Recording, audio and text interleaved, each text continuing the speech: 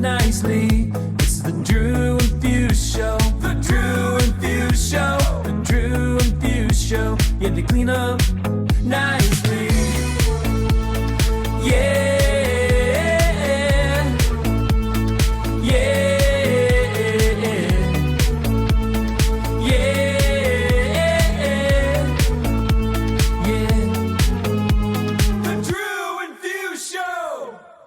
Hey, what's up? Chillin', Pop Up. How are you? Ready to talk to all these Daft Punks out there? It's been a long week and a long weekend of gigs, and I'm here for the punks and for the listeners, and to tell you that we are still not sponsored by Liquid Death. We are still not sponsored by Liquid Death yet. We want that Liquid Death sponsorship. If somebody can make that happen. I kind of had a busy week. I was in Vegas Monday through Friday morning. I took that red eye back for the bar and restaurant convention. I did my gig Friday night at the bar. Then Saturday I had a wedding. What did you do this week? How was Barn nightclub? Everyone seems to be in town for it, right? It's kind of a big deal. Yeah, so they rebranded to bar and restaurant from bar and nightclub, which honestly kind of makes sense because, you know, true nightclubs are kind of not as big as they used to be. And, you know, everybody's a party bar and or a restaurant anymore, or both, you know. And I mean, even look at those big clubs in Scottsdale. They serve food, you know, they're sports kind of bars ish that party, you know. It was massive. The trade show was massive. They had tons of different things. They had, you know, a lot of alcohol booths set up, you know, where you could sample stuff. One being the most random shit ever. I forget what it was called, but it was a barbecue whiskey.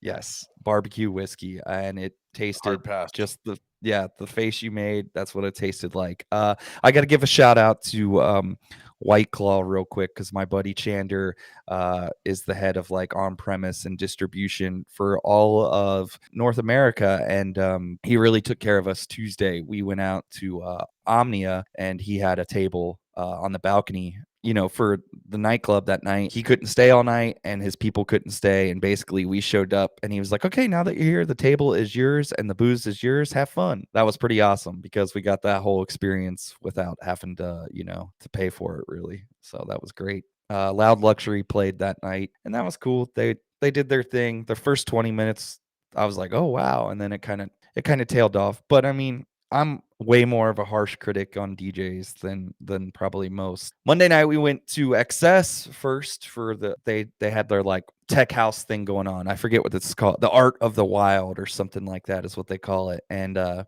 Carnage was supposed to, or Gordo was supposed to headline, and we went in and it was an outside party and it was super cold in Vegas that night. Honestly, it wasn't busy at all. And we ended up switching gears and we went over to Jewel and we caught the end of Mustard's set at Jewel. And that was interesting. I'll just say it. It wasn't good. It wasn't good. And was it, he was just playing all his own stuff? What was he playing? Dude, it was just really weird. He went from when we were walking in and we were a little late. So maybe he was a little faded or whatever. You know, we've all been there. So I'm not trying to like judge super hard. But from what I heard until his set was done, it was bad. You know, we walk in and he's playing like Leave the Door Open. Then he played one of my, if not my favorite hip hop song of all time, International Players Anthem. But it was just kind of the way he was playing songs. Like he was just dropping them in the middle of the verse or dropping them in the middle of the chorus, and it wasn't on the one. And then he was talking on the mic and being like, oh, you couldn't really understand what he was saying. And it was just weird. Mike Attack followed him up. Mike Attack like brought the room back once Mustard went off, and Mustard was probably still on for like 30 minutes from, you know, when we got there, 35, 40 minutes. It was just weird, but that was kind of our first 2 nights out there. Loud Luxury, you mentioned them. How many were they throwing Earharts? Were they playing most of their big stuff? It's 2 guys, right? 2 guys. Yeah, we stayed through all of Loud Luxury's set. They started out really strong and they brought it for like the first 20 minutes and then it kind of tailed off. And then I guess my biggest problem was what I remember is just a lot of the drops and stuff they were playing. It would be like big build up, and then the drop would kind of just fall a little flat, like to where I'm like, this doesn't really work with the song. Or it sounded to me as if they were playing a set that they've played 100 times over, and it worked maybe a year or two ago or pre-COVID, and like it's like this, I don't know. There was the first 20 minutes I was like, "Oh, this is good." And then it just kind of tailed off a little bit. Any songs that stuck out? Were they like a lot of bootlegs? Was it originals? They're just their shit. Oh, there was a lot of bootlegs. Honestly, I don't even know who was opening at Omnia that Tuesday, but there was another DJ duo that was like opening at Omnia, and those dudes before Loud Luxury went on were crushing it. I mean, crushing it. And like everything they played was a bootleg too, but it was kind of like those Mac J roller coaster bootlegs or whatever you want to even call it, where it would like go into the original song and then, build back up. But I mean, those guys were crushing it, and like all the drops were good and fresh, and it was just like, oh, I didn't expect that, or like, it's just a lot of like that was fresh. So I think having those guys played first and then Loud, but like I said, they matched the intensity the first 20 minutes. It was just like not staying. But if you guys haven't been to Omnia is impressive. I mean, they have, the balcony tables, and a lot of the XS is probably still my favorite nightclub in terms of just there's a lot of memories I have at XS and stuff. They have like Cirque performers coming down out of the ceiling delivering bottles and like doing a dance. The whole presentation of what happens there is just impressive, and it was packed in there too. I mean, it was a busy night for a Tuesday. That chandelier is so crazy. Yeah, that too. Dude, if I was taking acid and the chandelier came down, I feel like I was being abducted, right? It's just comes right at you, and you're like, "Oh my god, what is happening with this thing?" It is amazing. It's a beautiful club. The sound is incredible. The lighting, the light show is just on another planet. It's so good. It's a dope venue. Totally. And and if you guys are listening and you haven't been to Vegas yet, I mean, you guys really got to prepare when you go out there, because getting in is always a task. I mean, always a task. We had the bar and nightclub, like he bought the passes that get you into the party before, and we kind of showed up late. We're getting a little bit of the runaround. 2 weeks ago or 3 weeks ago when we were out there, Scooter was on Little John's personal guest list, and he was still getting the runaround. They weren't letting us in, and sometimes being nice helps. So the guy wasn't letting us into Omnia, and the door guy, they're just assholes, and they deal with people being assholes. So that's kind of just how they come off too. It's a DJ with requests, so that's how he is to a guy trying to get in. He could give a Totally. fuck. It's just like, So don't care. Danny was talking to him, and we were there at like maybe 11:30, and I kind of was like, hey man, Danny kind of was already being good cop, so I was like, I'll just be kind of bad cop here. I was like, look, we were here before 11, even though we weren't, and I was like, we've gone to a different person, and every person's told us we need to go in this line and that line and this line and that line. We bought these bar and nightclub tickets, and we have a friend inside that's got a table, and all we're trying to do is go inside. If we got to go here and pay, that's cool. We'll go do that. But can you just tell us so we don't have to go to yet another line and deal with the same thing?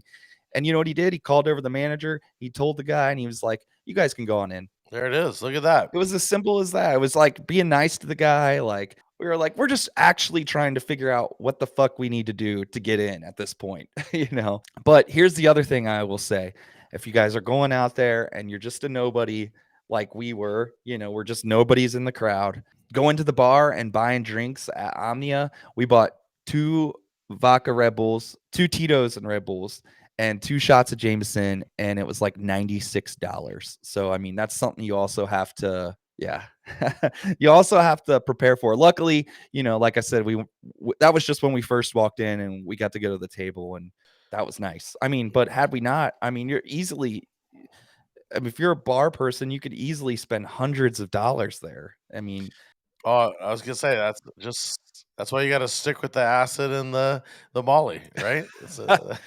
no, don't, because that brings me to my next thing I want to say. We lost a important person in our music lives this week, and that was Taylor Hawkins, the drummer of Foo Fighters, passed this week. And I got that news, update on Friday, and I sent it to you, and it kind of made my heart stop a little bit because Foo is one of my favorite bands, and it's for me, and I know for you, they just have an important spot for music with me. But also, I feel it's more than that, to where it's like Foo to me is like one of the last real rock mainstream rock music bands that's out there, and with losing him and Dave kind of having already gone through this once before with Kurt, like who knows if Dave's going to play music anymore? Who knows if they'll tour? Who knows? And he was a Taylor was a big part of the band, and They were like best it's a friends. sad, Yeah. yeah, it's like a sad end of the era, like end of an era almost. I don't know how you feel about it. Yeah, it was a bummer, man. I'm not gonna lie to you. Yeah, I had my one little time I was at an airport coming through customs, and we were zigzagging back and forth in this giant 1 hour plus line, and Taylor was with his family. They were coming back from Mexico, and I had a Nirvana shirt on, and every time I would pass back and forth from Taylor, he'd like give me the eye, like just waiting for me to say what's up. And I gave him the head nod, like, yeah, you're the man, dude. But just thinking about his family, that, I saw him with his family. That's what really gets me even more sad. So yeah, it's a bummer.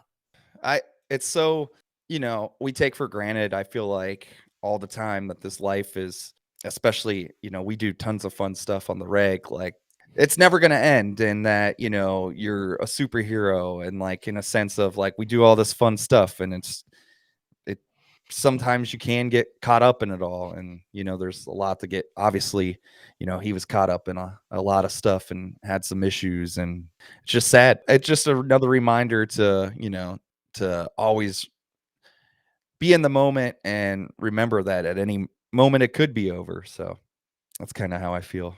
Live your life to the fullest. Definitely. Um, I had actually I didn't really DJ this weekend. I had a guest in, DJ Alex Nepa, Sips and Ish. If you haven't listened to his podcast or our episode with him on it, Foot Black, it was a good time. Check that one Yeah. out. Yeah, he was in. He got in Friday. We went and saw Mac J. You just mentioned him. We went and saw Mac J at Time Nightclub, and it's a big nightclub. In fact, it reminds me of kind of a baby Omnia. The layout has like the dance floor circles with bottles around it, and the bars in the back and in the front. Dope nightclub. It was a lot of fun. Mac J did a great job. It was awesome. He played a lot of Spanish. I think he's been touring with Dioro a lot, so he had a not. I wouldn't call it Spanish per se, but had some little drops and different changes that kind of reminded me of Dioro. So we saw him. That was a good night. Saturday, he played at the top. We got the Rev 7. We brought the Rev 7 out, tested that bad boy. Got some video of that coming out here shortly. Dope fucking. The layout of that Rev 7 is so tight. The platters are nice. It was just, correcting was kind of An slowing it adjustment. down slowing it down and speeding it up was throwing me off a little bit, but it was good and sounded great. I thought it sounded great. So it's a fun. Alex killed it. I'd say he was really played everything, but did a cool little mashup remix that stuck in my mind was Alicia Keys, That Girl's on Fire. I can't say I've really heard someone do it at the club, and he layered This it. girl is on Yeah, fire. Yeah, I haven't heard that in a while. yeah, it was massive sing along. So he killed that night. It was a super fun night, mostly hip hop, a little bit of reggaeton. And then the next day we went and saw the homie Steve Dubb. He was doing a little set in L.A. He just mostly hip hop and what kind of what they want. A lot of the DJs bring out 7-inch vinyl and they're just doing originals and keeping it fun. And I was dope. His spot, the Belmont in L.A. and we were eating. It was Oscars going on down there. So it was busy. It's hard getting down there. Then we snuck over to Venice and saw Miss Ninja, who was doing the rooftop, and that was she was putting it down, some funky house, and it was good. And that view down there, if you guys haven't been, it's Hotel Irwin, overlooking all of Venice Beach, and it's just cool vibes. So I like the music there. was kind of a brief little rundown of it. It was a fun weekend. So shout out to Alex for coming through. Also shout out to DJ Versatile for hooking up at the top. Yeah, this weekend, like I said, I did my normal bar thing, and Saturday I did a wedding. It was good. It was a challenging one in terms of everything went smooth. I opened the dance floor, and then the photographer took the bride and groom off the dance floor with the bridal party to go do pictures for like 45 minutes. So that made it hard. Finally, they came back in, and I had it going, and then somebody, dropped a glass on the dance floor, and then the whole dance floor went away.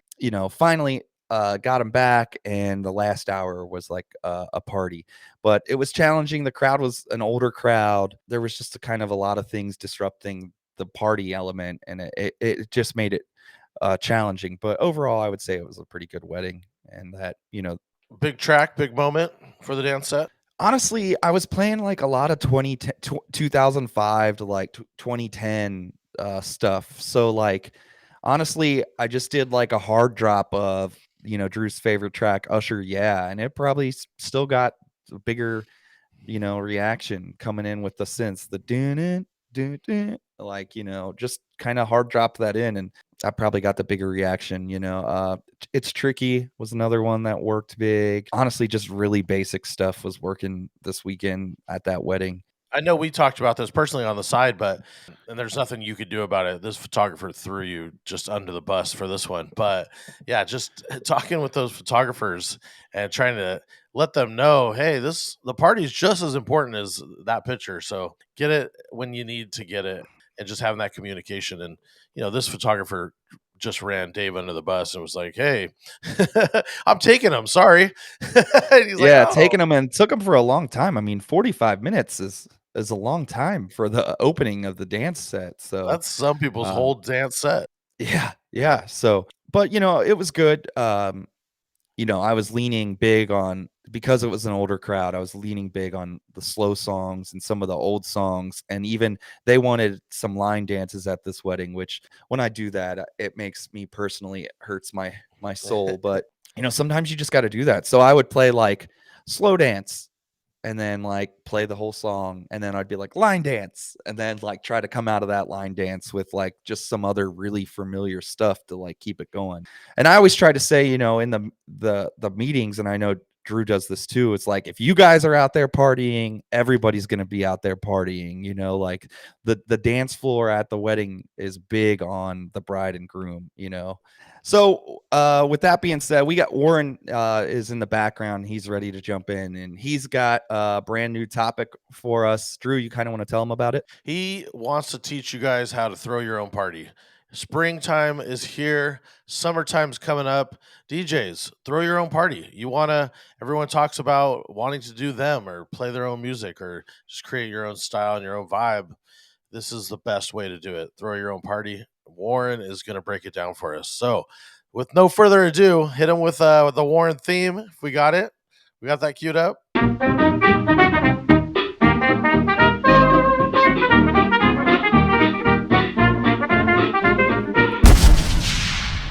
But here he is, Mr. Warren Peace. How you doing today? I'm good. I'm gonna do the Jason Jan. Hello. What's up? There you go. Trademarked, man. Yeah, I know. Jason's gonna get me on that one. He's sending you a bill right now. It's already in the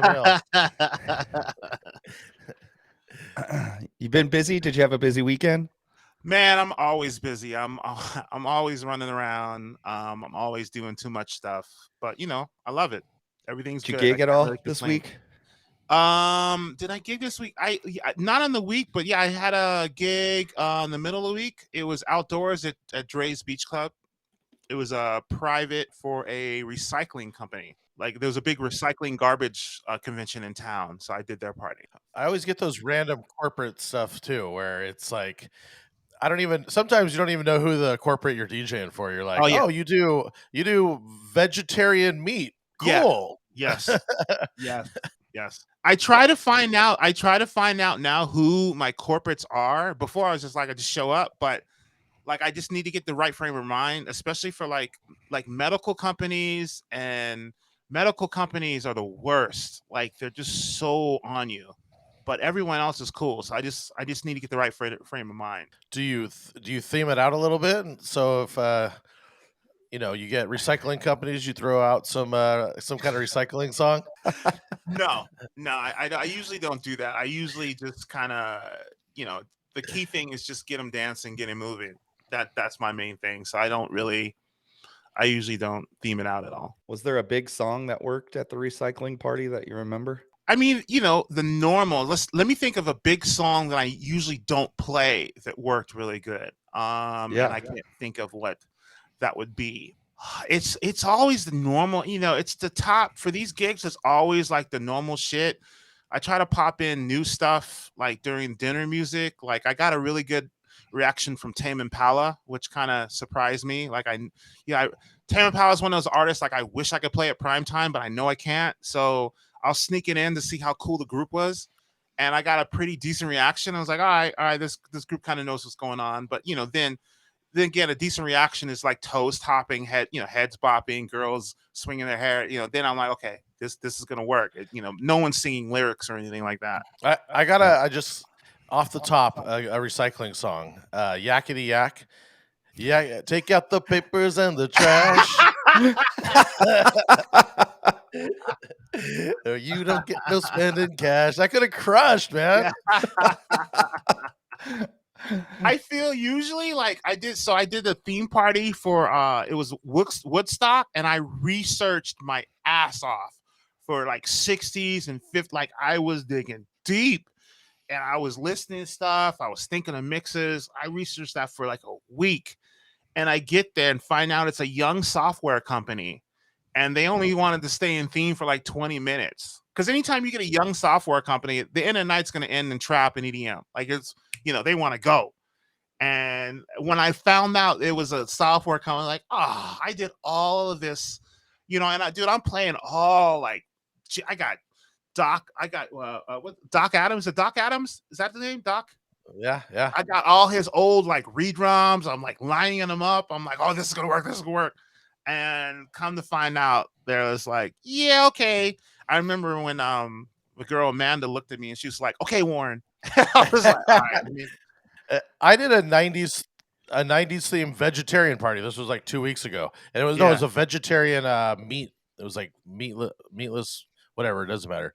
But they wanted all 90s theme, so I'm playing 90s theme. They're like, what was I playing? Like Zane DJ, and then I went into some Tribe. She's like, play something we could dance to, something more funky, and on the notes specific 90s R&B, and I'm thinking, okay, what? Yeah, this is over. You can never go by. You never can go by what they give you. Never, because the crowd is always what the person wants. What the crowd is always different.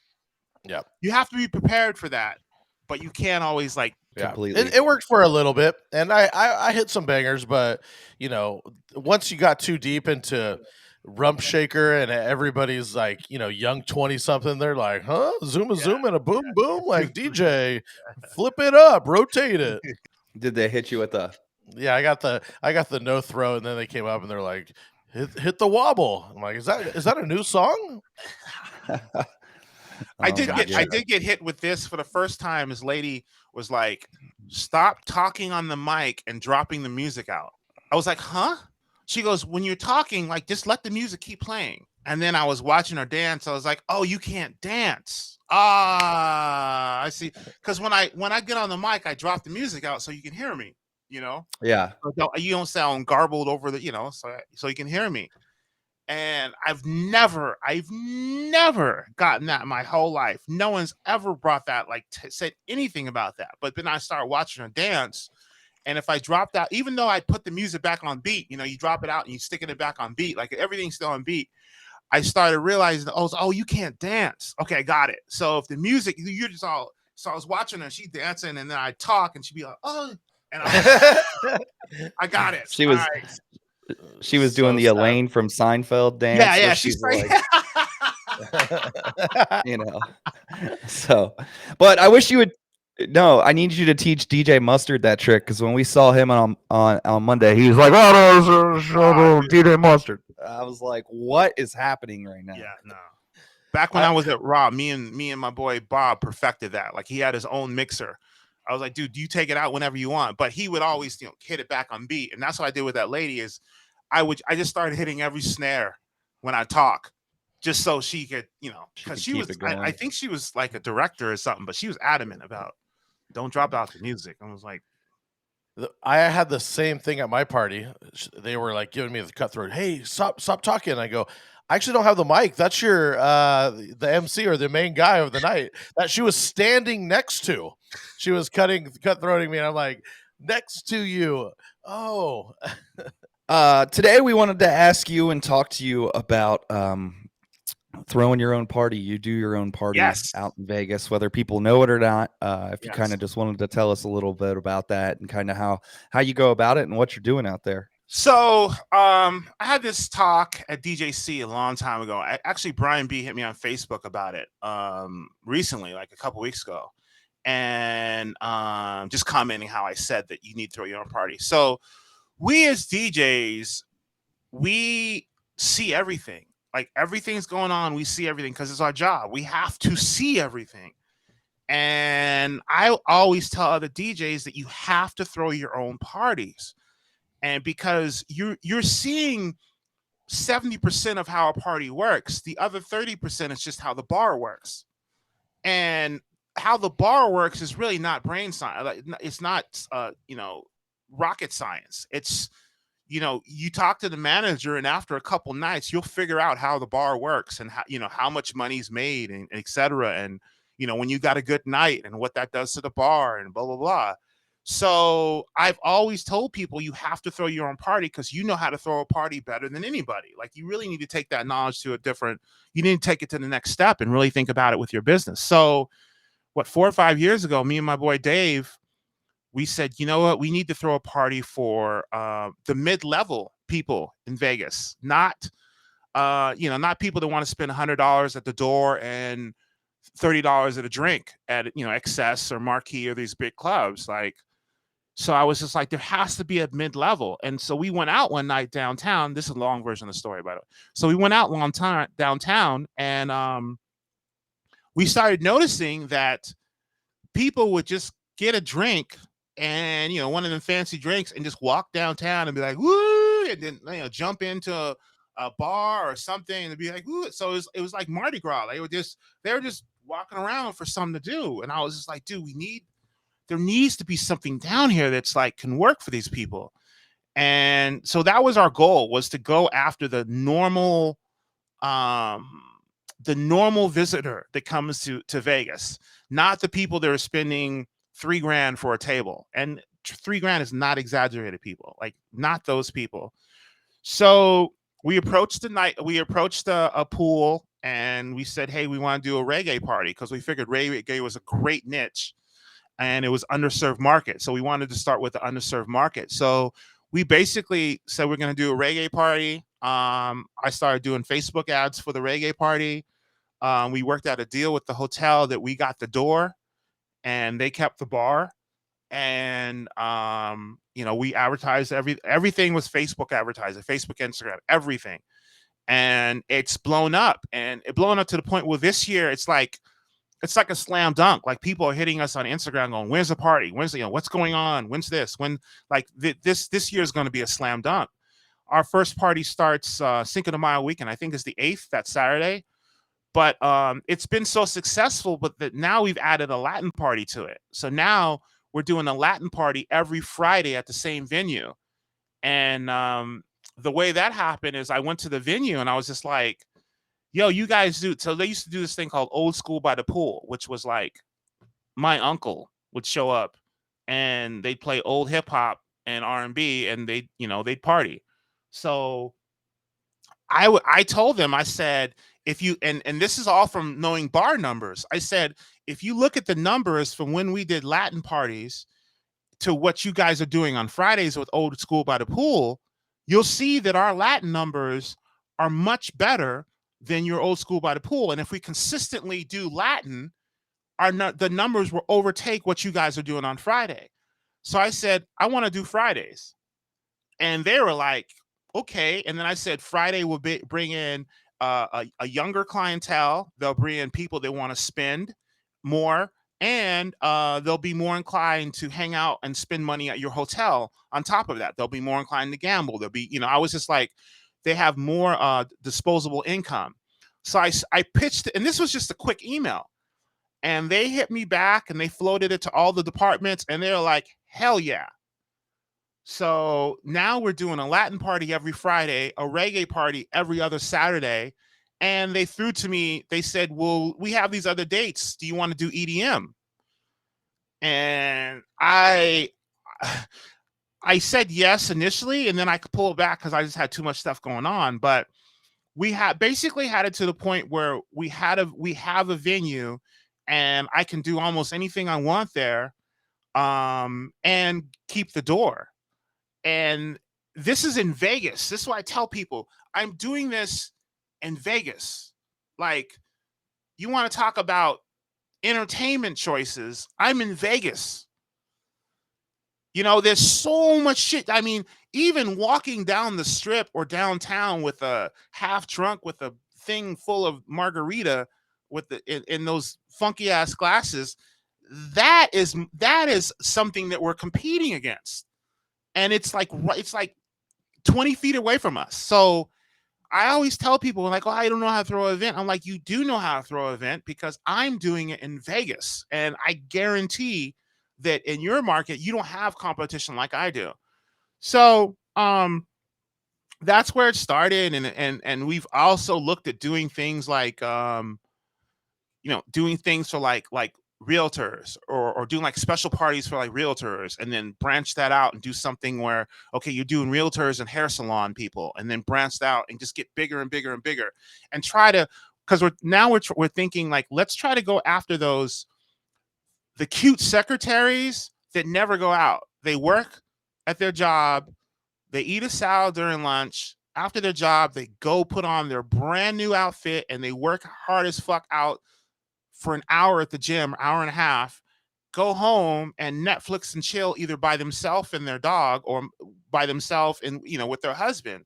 I said, let's try to, so the goal this year is to try to go after that crowd, to try to get like a monthly with the secretaries that used to go out. Is Facebook's analytics good enough to say, hey, hot secretaries that don't go out, you can like check those like 4 boxes, and it narrows it down and just shoots those to you?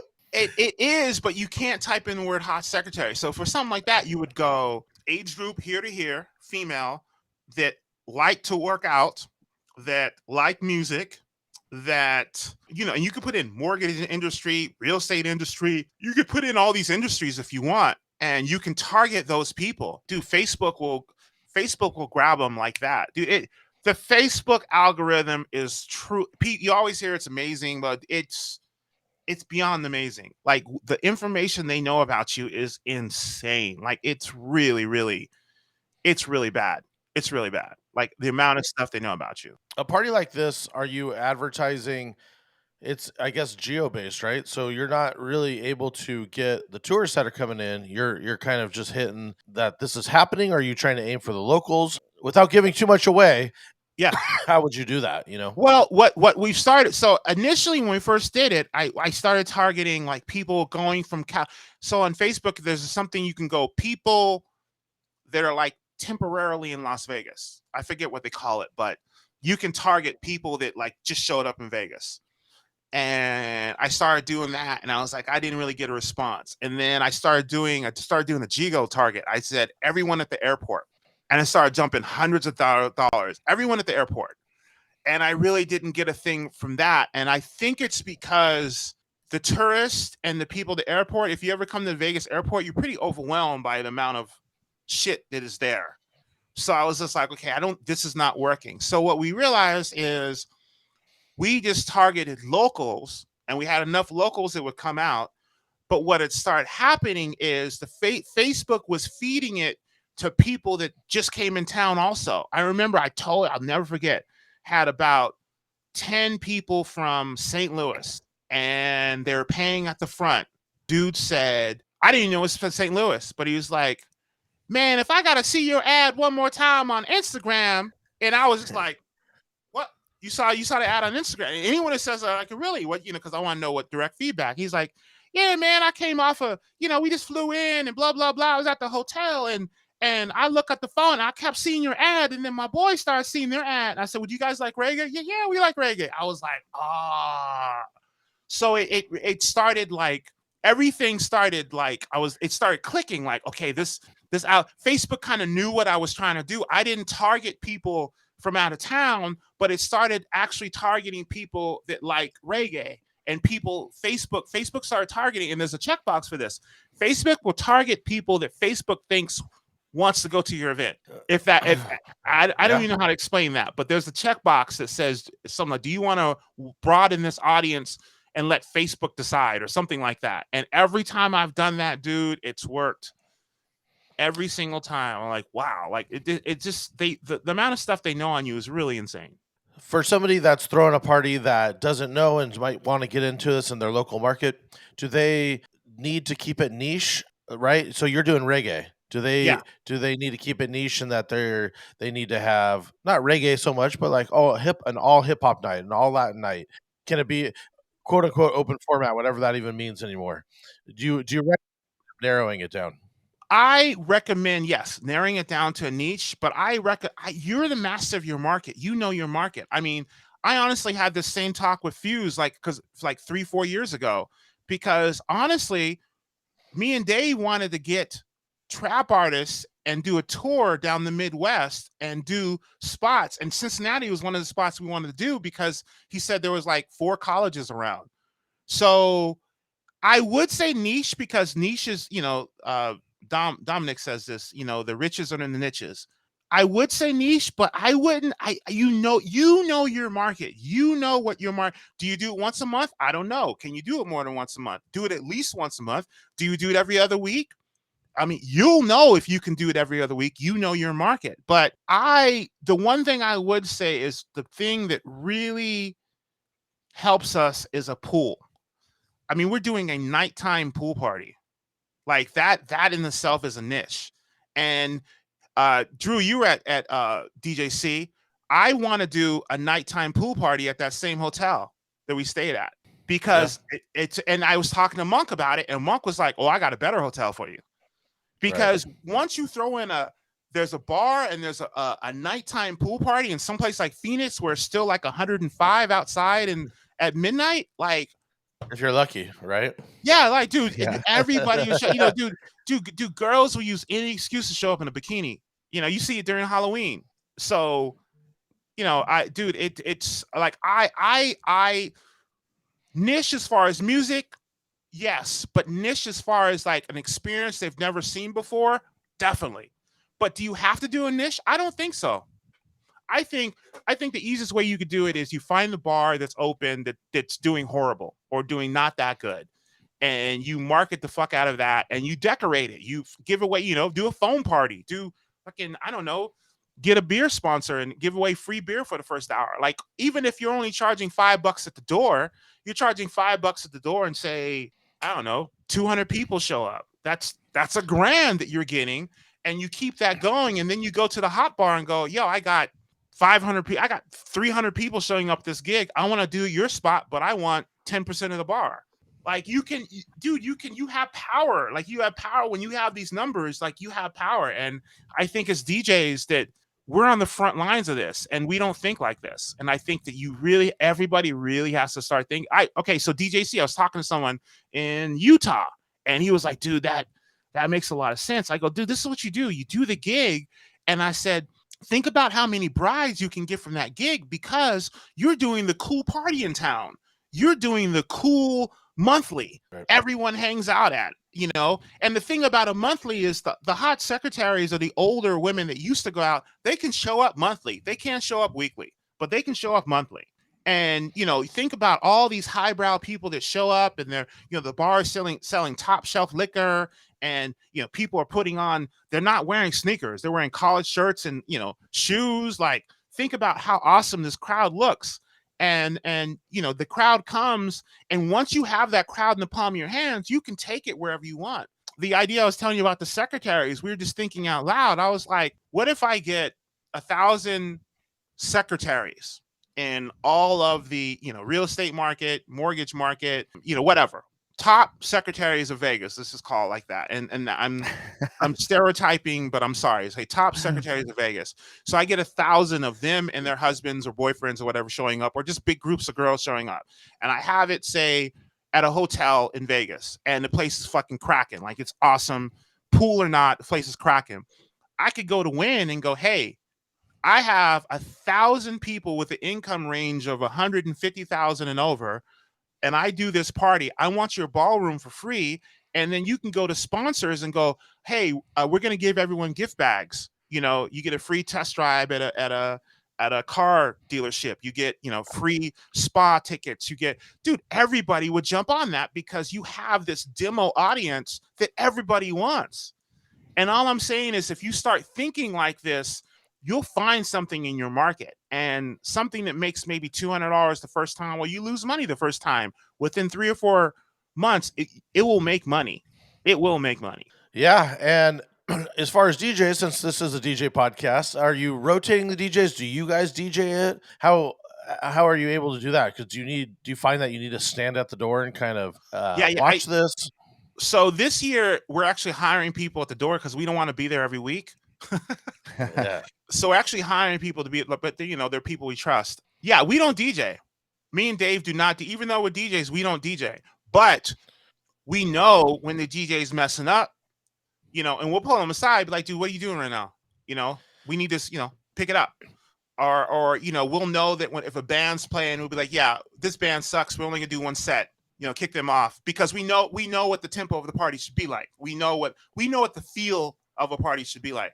So we'll hire DJs, and the other cool thing about the market is we'll hire DJs that we know are good. They might not be the coolest kids. They might not have the cool Air Jordans or the top Mac laptop or the drive a BMW, but they're really good. And so like this one guy, for the Latin, and I'll tell you guys, like, he's a club killer. As we hired this guy named Nassau. And the reason we hired Nassau is because I saw him DJ, and me and Dave were like, this guy is really good. For some reason, he's not getting any chances in any of these major clubs because of politics or whatever. But we're like, this guy is really fucking good.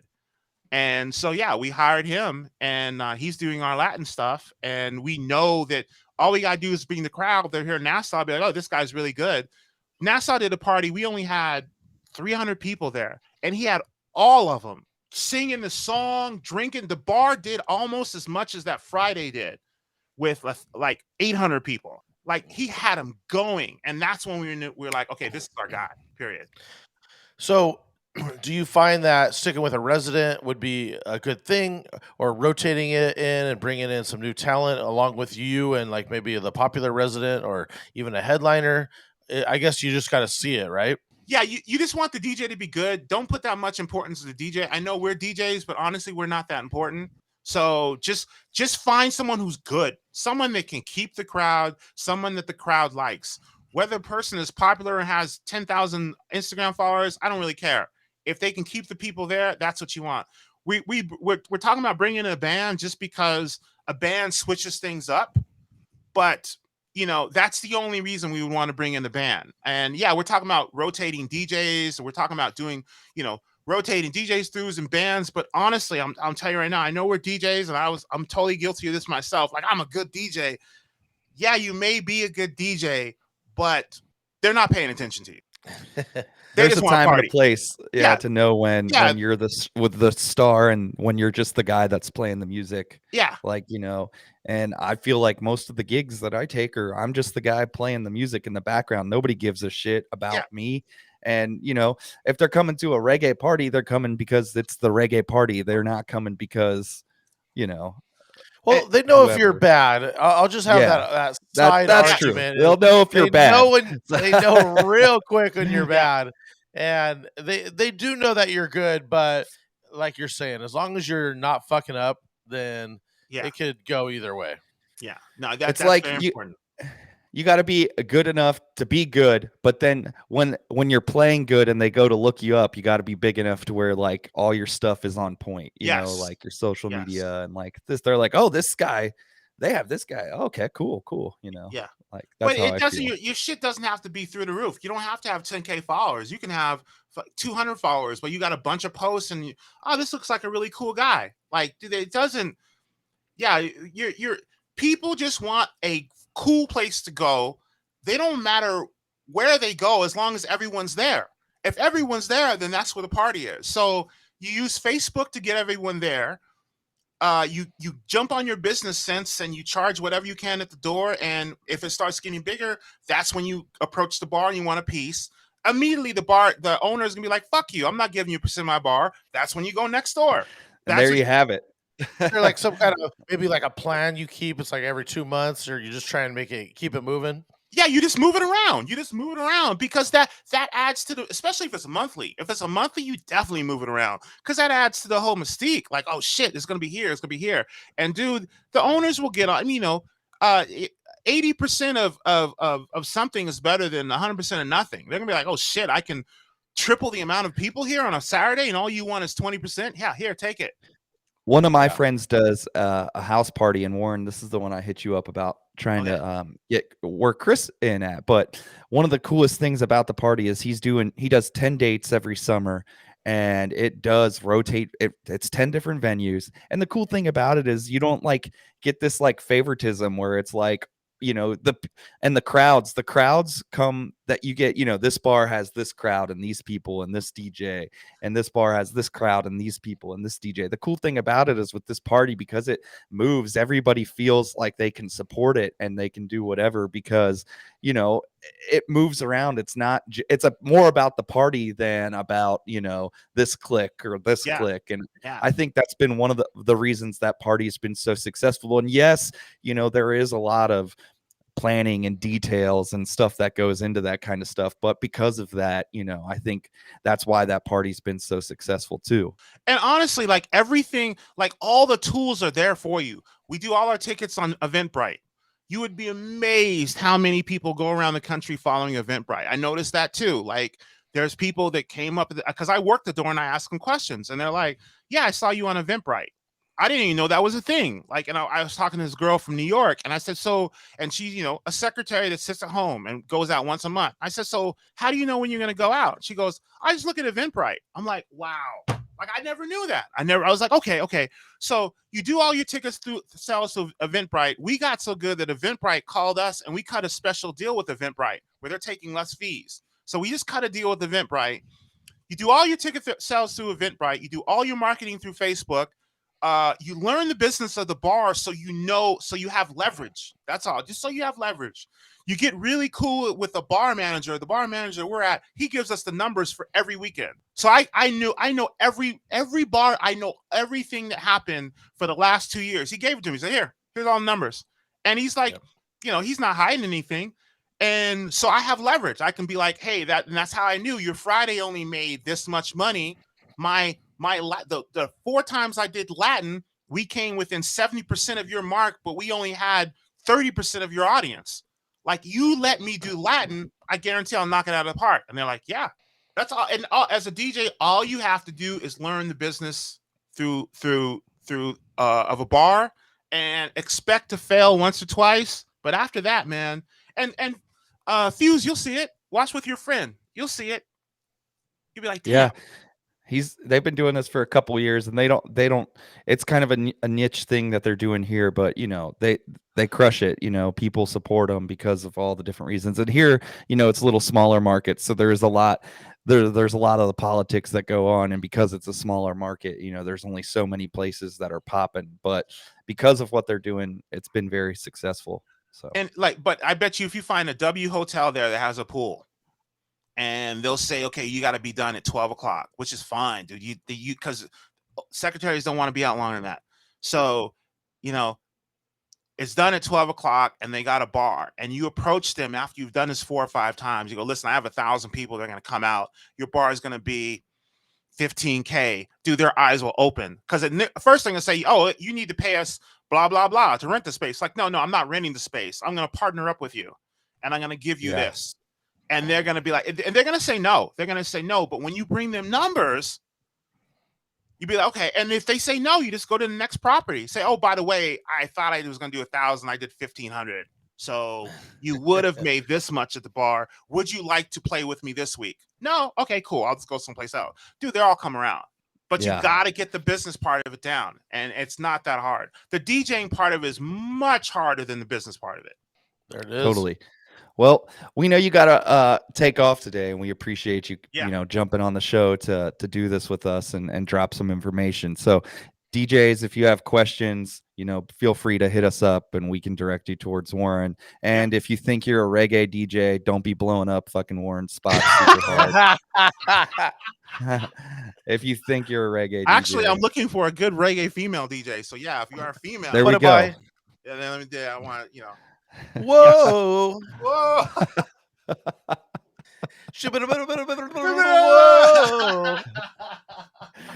All right, there you have it. Thanks, All right, Warren, guys. for stopping Thank you, on. man. We Thank you, appreciate guys. you. We'll talk to you soon. All right, man. Peace. Thanks. See ya. All right, there you have it with Warren. That's gonna wrap up the show today. We thank you guys for tuning in. If you are listening to the podcast, make sure you're subscribing on iTunes. Make sure you're following us on Spotify. If you're watching on YouTube, make sure you subscribe, like the video, leave us a comment, and all that good stuff. And we'll be back next week. Talk to you soon.